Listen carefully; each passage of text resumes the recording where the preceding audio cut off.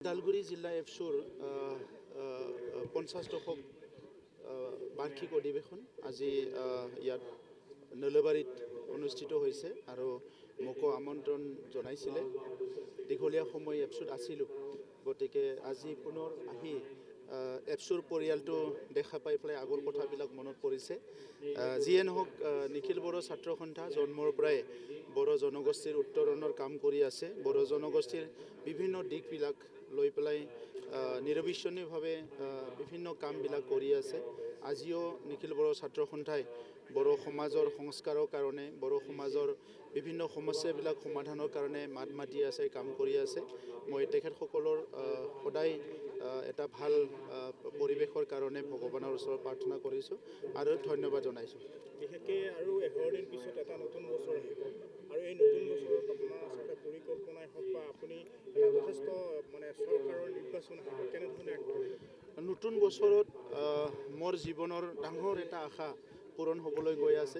পুৰণি বছৰত অহা 30 ডিচেম্বৰত আমাৰ বড়োলেণ্ড অঞ্চলত বসবাস কৰা সকলো জাতি জনগোষ্ঠীৰে এটা ভিজন ডকুমেণ্ট আমি ৰিলিজ কৰিবলৈ গৈ আছোঁ। আৰু সেইটো মোৰ দীঘলীয়া এটা সপোন আছিলে যে যি সময়ত আমি সংগ্ৰাম কৰি আছিলোঁ, সেই সময়ত মই বুজি পাইছিলোঁ যে এটা জনগোষ্ঠীয়ে নিজৰ জনগোষ্ঠীৰ সমস্যাবিলাক সমাধান কৰিব লাগিলে কিমান সংগ্ৰাম কৰিব লগা হয়।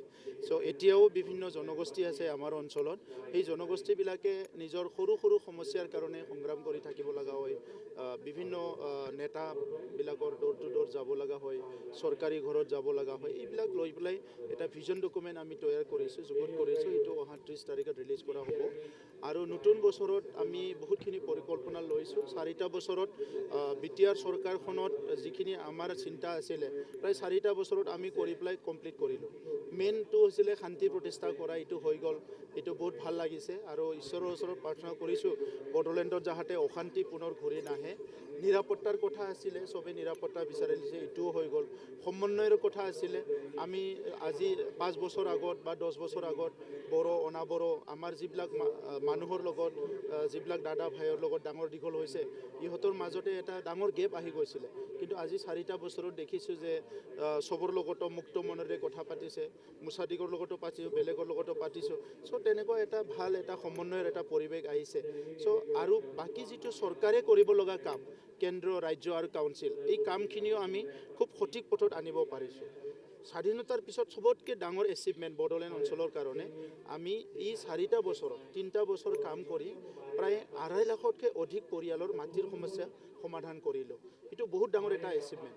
আৰু আমিয়ে প্ৰথম কাউন্সিল উত্তৰ পূৰ্বাঞ্চলত যিনে নেকি ভূমিৰ নথি পত্ৰবিলাক ডিজিটাইজ কৰিলোঁ, চৰকাৰখন অফিচ কৰিলোঁ। আৰু তেনেকুৱা বহুত উদাহৰণ আছে। গতিকে আজি ক'বৰ কাৰণে বহুত ভাল ভাল খবৰ আমাৰ হাতত আছে। নিশ্চিতভাৱে এটা কথা ক'ব লাগিব, শান্তি প্ৰতিষ্ঠা হৈছে BTC আৰু 25ত যিহেতুকে নিৰ্বাচন হ'ব BTC, তাৰ কাৰণে আপোনালোকৰ ৰণকৌশল কি হ'ব আৰু পৰৱৰ্তী দিনত আপোনালোকে চৰকাৰ গঠন কৰিব? চাওক, 12 দিন আপুনি কৈছে যে 12 দিনৰ পিছত ক'ম আৰু পিছৰ পৰিকল্পনাটো। এতিয়া আগৰ পৰিকল্পনাখিনি কৈ শেষ কৰোঁ। 12 দিনৰ পিছৰ পৰিকল্পনা।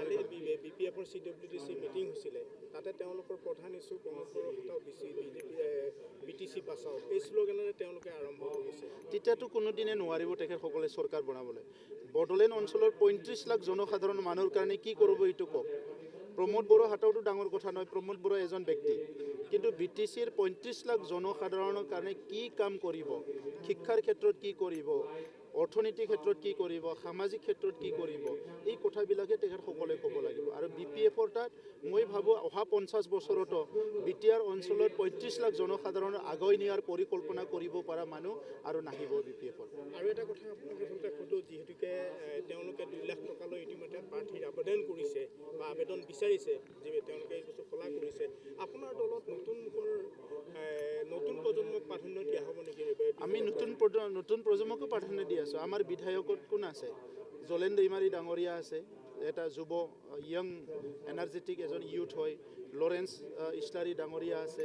বহুত ইউথবিলাকে আছে আমাৰ তাত আজি নতুন নতুন ইউথ আহিছে বিভিন্ন জনগোষ্ঠীৰ ইউথবিলাক আহিছে উইলছন হাজদা আছে বহুতে আছে চব নতুনবিলাকে আহি আছে পুৰণিবিলাককো ৰাখিব লাগিব নতুনকো ৰাখিব লাগিব কিন্তু যিটো ৰাজনৈতিক বজাৰ আৰম্ভ কৰিছে BPF-এ এনেকা যদি মাৰ্কেটিং কৰে এনেকা যদি প্ৰফেশ্যনেল পলিটিক্স কৰে তো ৰাজনীতিটো এনেকুৱা লাইনতে যাব ৰাজনীতিটো কিনা বেচা হ'ব নালাগে ৰাজনীতিটো দাম দৰ হ'ব নালাগে ভাল ব্যক্তিজনক টিকেট দিব লাগে ভাল ব্যক্তিজনক সুযোগ দিব লাগে আৰু হাগ্ৰামা মহিলাৰী ডাঙৰীয়ে যিটো মাৰ্কেটটো অপেন কৰিলে তাতে আপুনি গম পাই গ'ল যে হাগ্ৰামা মহিলাৰী কিমান চিন্তা কৰিব পৰা এজন ৰাজনীতিক নেতা হয়